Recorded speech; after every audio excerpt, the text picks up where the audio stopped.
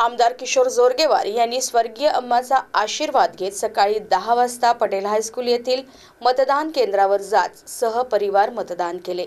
यावेळी त्यांच्या सोबत कल्याणी किशोर जोरगेवार, प्रशांत जोरगेवार, रंजना जोरगेवार, प्रसाद जोरगेवार, कोमल जोरगेवार यांची उपस्थिती होती। मी नेहमीच परिवारासोबत मतदान करायला येत असतो।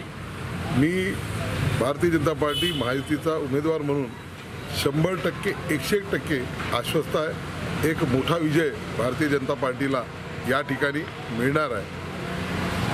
अजूनही अनेक देशांमध्ये मतदानाचा अधिकार महिलांना पुरुषांना मिळालेला नाही आहे। हा अधिकार जो आपल्याला मिळालेला आहे, आपल्या मनातलं सरकार आपल्याला हवं असलेले दिशा ठरवणारं, ध्येय धोरण ठरवणारं, आपल्या भविष्याची चिंता करणारं सरकार निवडण्याचा आजचा हा दिवस आहे।